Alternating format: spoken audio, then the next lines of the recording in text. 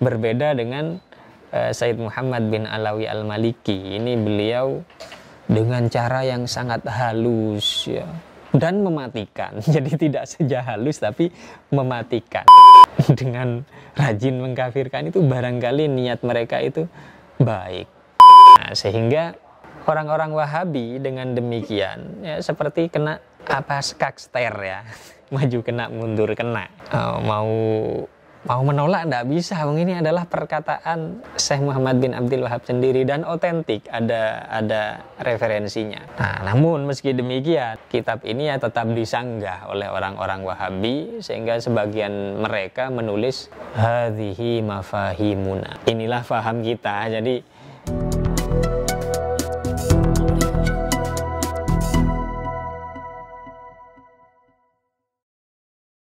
Assalamualaikum warahmatullahi wabarakatuh. Bismillah, alhamdulillah, wassalatu wassalamu ala rasulillah wa ala alihi wa sahbihi wa mawalah wa taba'a hudahu amma ba'du. Bertemu lagi dengan saya Ahyad Ahmad dalam sesi review kitab ya, pada episode yang kelima. Nah, di episode yang terbaru ini kita akan mereview satu kitab yang ditulis oleh ulama besar Ahlus Sunnah wal Jamaah pada zaman ini, yaitu Sayyid Muhammad bin Alawi Al-Maliki Al-Hasani, yakni kitab beliau yang paling populer, Mafahim Yajibu Antusohah. Jadi tentu sebagaimana saya tidak perlu menguraikan tentang profil penulisnya, juga tidak begitu perlu untuk menguraikan apa sebenarnya kitab Mafahim Yajibu Antusohah, karena kitab ini sudah sangat populer ya, bagi kalangan santri secara khusus dan umat Islam secara umum.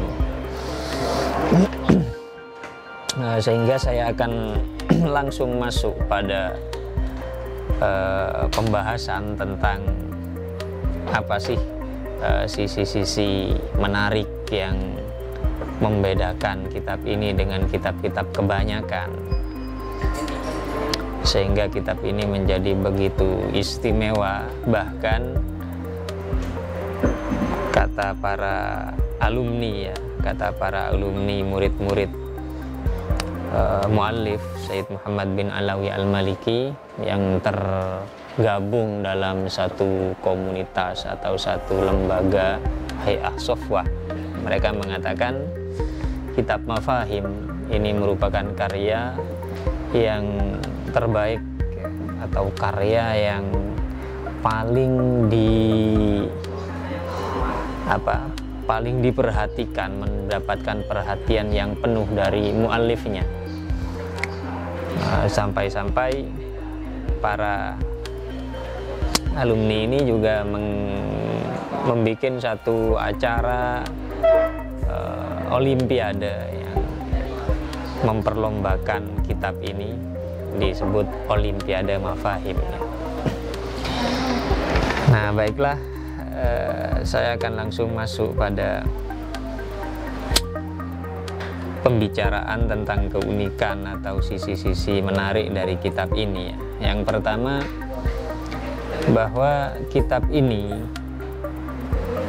memang ditulis dengan proses yang luar biasa ya. Isinya mungkin bisa kita temukan konten-konten seperti ini di dalam banyak kitab.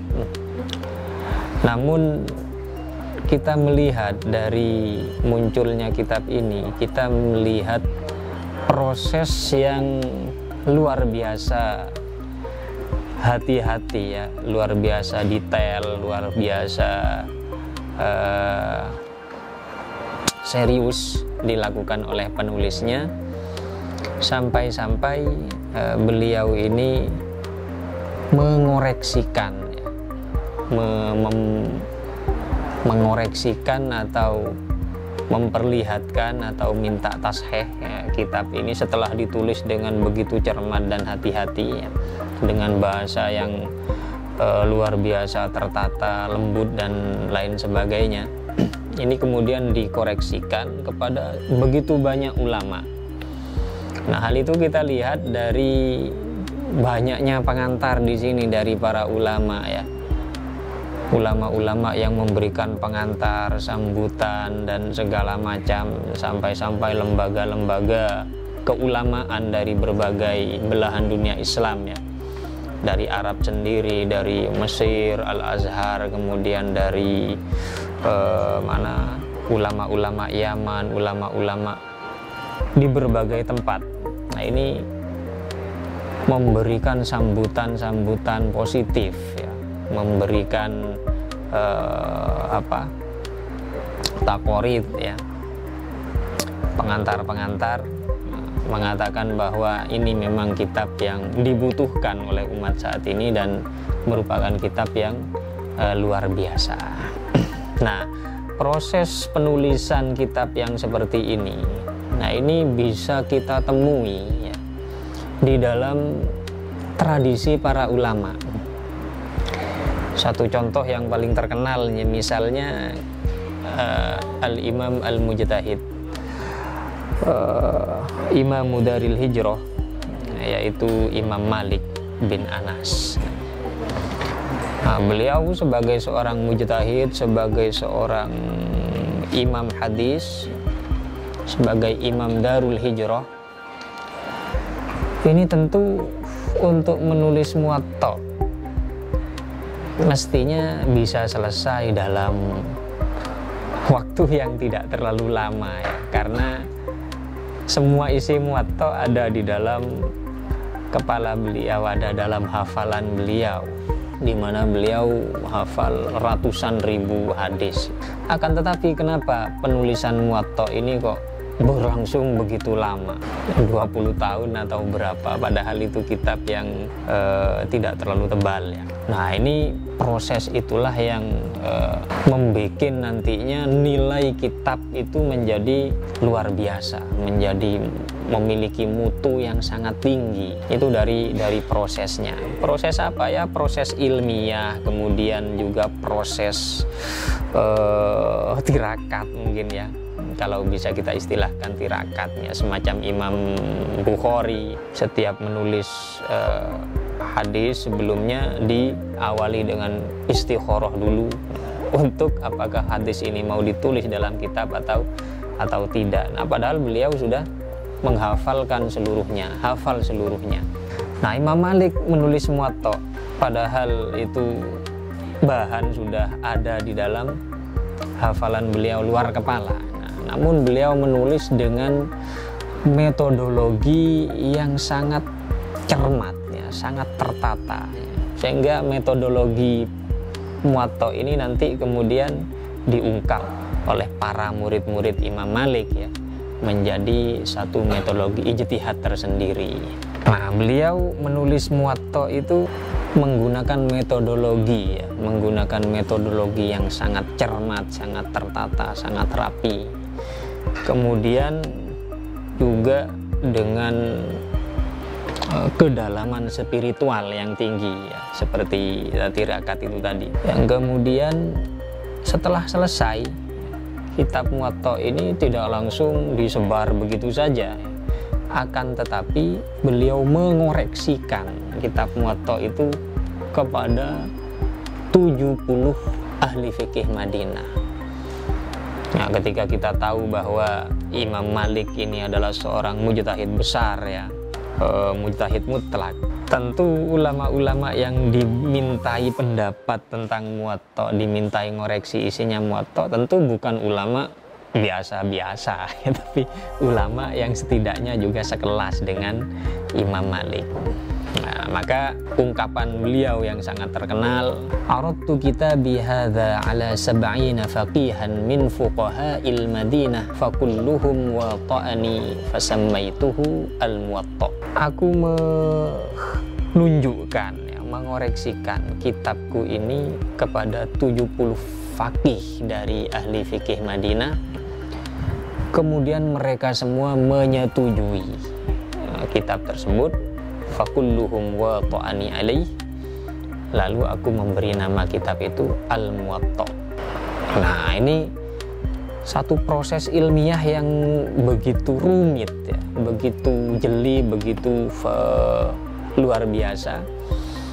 Sehingga apa? Sehingga meskipun kitab itu dikarang oleh seorang mujtahid level tertinggi, nah, namun beliau tidak mau itu menjadi satu pendapat yang tidak diamini oleh para ulama. Nah, sehingga perlu untuk menunjukkan, memberitahukan, meminta koreksi.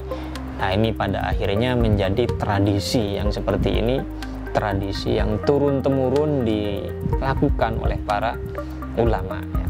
Sampai sekarang ya, sampai hari ini sebagian ulama yang menulis kitab setelah selesai tentu dengan proses penulisan ilmiah yang akurat, mereka tidak langsung mencetak ya, kemudian mendistribusikan kitab itu, tapi sebelum masuk ke percetakan, kitab itu dipastikan bahwa telah sempurna, lalu dikoreksikan kepada sebanyak mungkin ulama ya. Sebagian ada yang persis bertabarruk kepada Imam Malik, yakni menunjukkan kepada 70 orang ulama ahli di bidang itu untuk mengoreksi. Misalnya menulis tentang kitab hadis, maka dikoreksikan kepada 70 ahli hadis. Menulis tentang fikih dikoreksikan kepada 70 ahli fikih. Nah, ada yang tidak persis itu, namun banyak ulama yang terlibat di dalam melakukan pembacaan ulang terhadap satu kitab yang ditulis oleh seseorang ya, seorang ulama, termasuk kitab Mafahim Yajibu Antusohha. Ini saya telah menghitung setidaknya ada 56 ulama yang terlibat ya di dalam mengoreksi kitab ini, baik yang dengan memberikan pengantar maupun yang sekedar memberikan tanda tangan.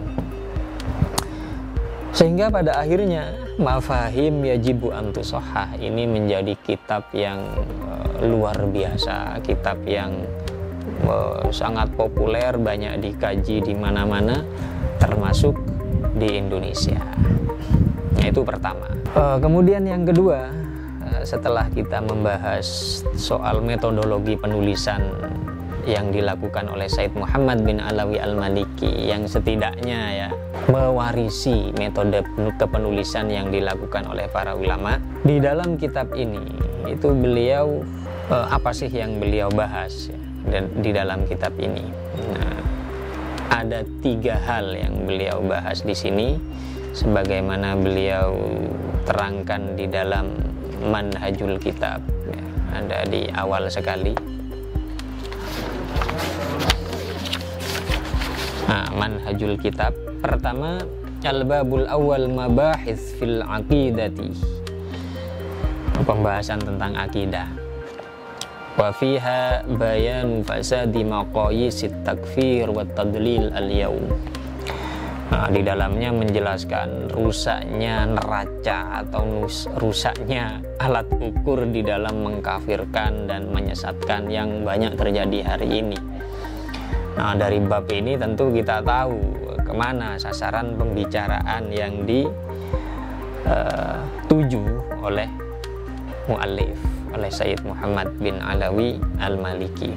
Yang kedua, al-babus tsani mabahis nabawiyah, pembahasan tentang kenabian. Wa fiha khasaisun nabiyyi sallallahu alaihi wasallam wa haqiqatun nubuwah, nilai-nilai khas ya, khasais yang ada pada diri Nabi dan tidak ada pada orang lain, serta hakikat kenabian. Wa haqiqatul basyariyah wa mafhumut tabarruk bin Nabi sallallahu alaihi wasallam wa atharihi.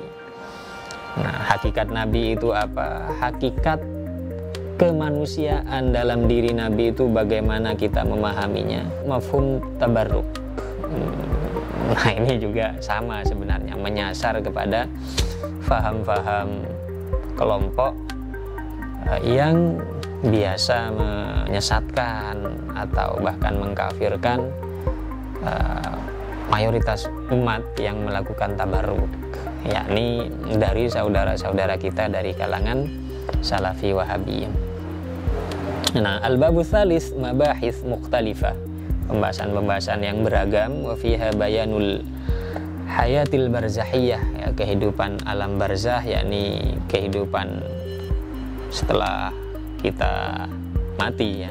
Masyru'iyatuz ziyarah an-nabawiyah wa ma yata'allaqu biha minal athar wal masyahid wal munasabat ad-diniyah. Nah, hal-hal yang berkaitan dengan ziarah kepada makamnya Nabi dan hal-hal yang berhubungan dengan itu dari aspek-aspek keagamaan. Nah ini dari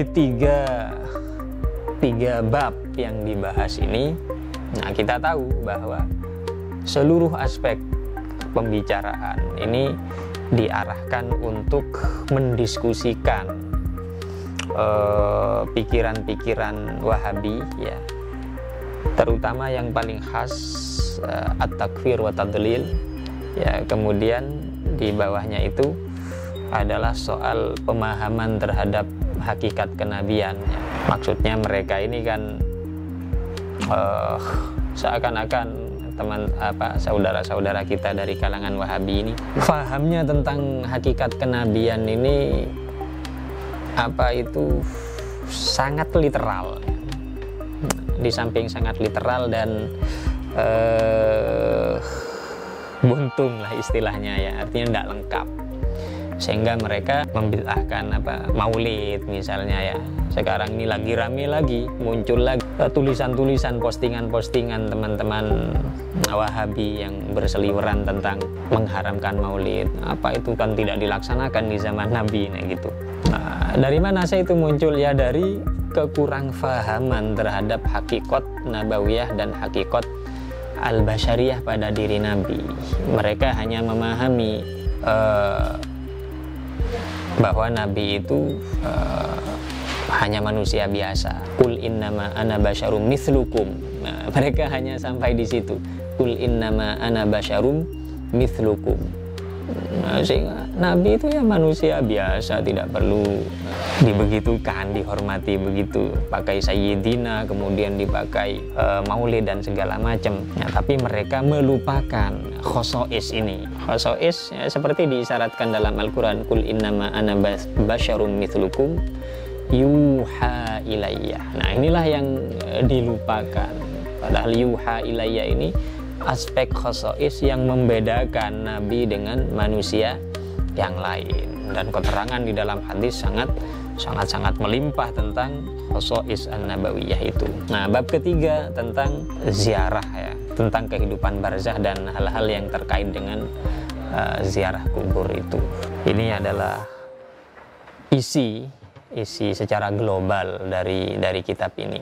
Nah kemudian hal yang sangat menarik, lebih daripada itu adalah bagaimana cara penulis, cara muallif ini menyajikan kitab ini. Beliau menyajikan kitab ini dengan sangat teliti, ya, sangat lembut, sangat halus. Mengingat beliau ini adalah seorang ulama yang hidup di tengah-tengah komunitas Wahabi, yakni di Arab Saudi, suatu negara Wahabi, dan beliau menulis kitab yang menyanggah konsep, pikiran, dan tradisi Wahabi.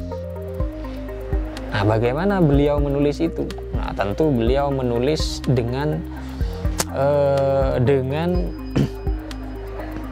cara dan metodologi yang khas yang tidak dilakukan oleh kebanyakan ulama, termasuk di Indonesia. Jarang sekali atau mungkin tidak ada yang menulis dengan cara ini, ya. Langsung belak-belakan, ya, kalau ulama-ulama Indonesia atau ulama-ulama lainnya. Berbeda dengan Sayyid Muhammad bin Alawi al-Maliki. Ini beliau dengan cara yang sangat halus, ya, dan mematikan. Jadi tidak saja halus tapi mematikan. Nah, pertama beliau masuk kepada tema yang sangat krusial, ya. at-tahdzir minal mujazafati bit takfir. Jadi peringatan tentang ugal-ugalan ya di dalam takfir, ngawur di dalam mengkafirkan. Ini mestinya kan peringatan yang yang keras ya. Akan tetapi beliau menyajikan itu dengan cara yang sangat halus ya. Nah, setelah beliau menjelaskan bahwa Wahabi ini sukanya mengkafir-kafirkan orang lain dari ulama dan mayoritas umat, nah beliau mengatakan, wa nahnu naltamisu lihaula'il udhra tahsinan lidzan. Tapi kita, meskipun mereka rajin mengkafirkan, kami husnudzon kepada mereka. Wa naqulu la'alla niyatahum hasanah. Barangkali niat mereka baik sebenarnya. Dengan rajin mengkafirkan itu barangkali niat mereka itu baik. Min dafi'i wajibil amri bil ma'ruf wan nahyi 'anil munkar, untuk melakukan amar ma'ruf nahi munkar. Walakin fatahum anna wajibal amri bil ma'ruf wan nahyi 'anil munkar la budda fi adaihi minal hikmah wal mau'izah al hasanah. Nah, itu. Akan tetapi mereka lupa, mereka absen bahwa amar ma'ruf nahi mungkar itu sekalipun ya harus dilakukan dengan hikmah dan mau'izah al-hasanah, sebagaimana tuntunan di dalam ayat Al-Quran, ud'u ila sabili rabbika bil hikmati wal mau'izatil hasanah. Nah, jadi ini kan cara penulisan yang sangat halus ya. Dan lebih dari itu, nah, kita ketika membaca bab-bab ke belakang, nah, beliau tidak saja halus di dalam menyampaikan dakwah, akan tetapi juga halus di dalam mujadalah ya, di dalam mujadalah. Nah, sesuai dengan ajaran Al-Quran, wajadilhum billati hiya ahsan. Nah, apa metode yang beliau ambil? Metode yang beliau ambil di sini adalah munaqadhah ya. Munaqadhah itu artinya beliau di dalam mengkanter faham-faham Wahabi ya, faham-faham dari saudara-saudara kita Salafi Wahabi, itu beliau menggunakan pernyataan-pernyataan dari tokoh-tokoh Wahabi sendiri, termasuk dari pendiri Wahabi Muhammad bin Abdul Wahab, atau tokoh sentral Wahabi yang lain, Ibnu Taimiyah, Ibnu Qayyim, itu memenuhi kitab-kitabnya. Itu namanya munaqadhah. Artinya bukan berarti beliau setuju dengan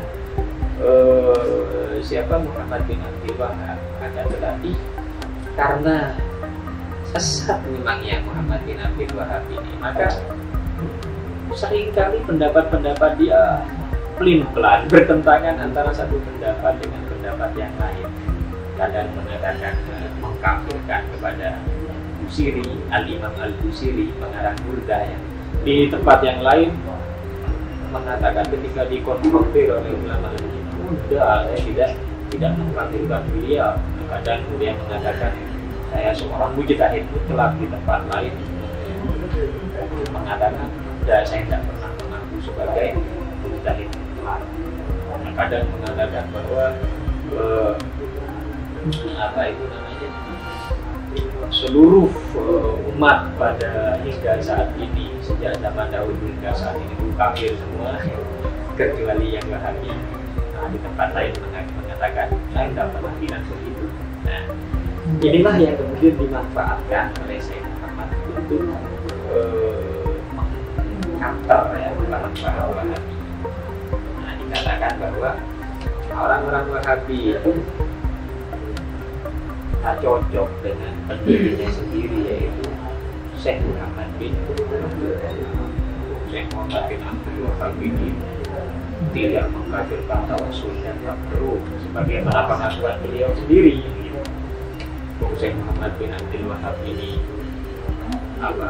tidak mengaku mujtahid mutlak sebagaimana pengakuan beliau sendiri. Nah, sehingga orang-orang Wahabi dengan demikian ya seperti kena skakster ya, maju kena mundur kena, mau mau menolak tidak bisa. Ini adalah perkataan Syekh Muhammad bin Abdul Wahab sendiri dan otentik, ada referensinya. Nah, namun meski demikian kitab ini ya tetap disanggah oleh orang-orang Wahabi, sehingga sebagian mereka menulis hadhihi mafahimuna, inilah faham kita. Jadi maksud mereka ini bukan fahamnya orang Wahabi, meskipun merujuk kepada Syekh Muhammad bin Abdul Wahab dan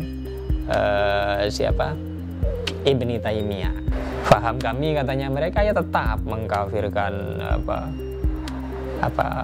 membid'ahkan dan menyesatkan pelaku tabarruk, tawasul dan lain sebagainya itu ya, sebagaimana sudah maklum. Artinya mereka tetap tidak mau, tetap jengkal lah istilahnya ya. Nah itu yang membuat kitab ini luar biasa ya. Jadi sangat halus dan mematikan. Nah kemudian hal lain yang mungkin juga bisa kita pelajari dari kitab ini yang membedakan dengan kitab-kitab yang lain, dan tentu ini bisa kita aplikasikan ya dalam berkomunikasi secara baik dengan kelompok-kelompok di luar Ahlus Sunnah wal Jamaah. Sampai-sampai kitab ini dijadikan pegangan oleh orang-orang Wahabi di Indonesia. Jadi selain padahal kitab ini sudah dibantah oleh Wahabi pusat ya, tapi Wahabi Indonesia justru menjadikan kitab ini sebagai pegangan. Namun jangan keliru, bukan berarti mereka kemudian jadi Ahlus Sunnah. Yang mereka ambil hanya pujian-pujian dari Sayyid Muhammad bin Alawi al-Maliki, seorang imam Ahlus Sunnah wal Jamaah, terhadap pendiri Wahabi. Ini kan banyak memuji. Nah padahal memujinya ya dalam rangka munaqadhah, itu bukan berarti setuju beliau kepada Syekh Muhammad bin Abdul Wahab. Nah berarti dengan demikian teman-teman Wahabi yang ada di Indonesia ini kurang paham ya terhadap maksud dan tujuan kitab ini, atau paham namun mereka memanfaatkan saja ya, sama dengan orang-orang Syiah ya, hanya mau mengambil hadis-hadis dari Ahlus Sunnah yang cocok dengan paham mereka. Saya sendiri dalam sudah lama, entah tahun berapa, sempat ada dalam satu forum dengan orang Wahabi ketika membicarakan Syiah di Probolinggo. Nah ketika membicarakan Syiah dengan Probolinggo ketika membicarakan Syiah ini, kita kan ada kesamaan dengan Wahabi.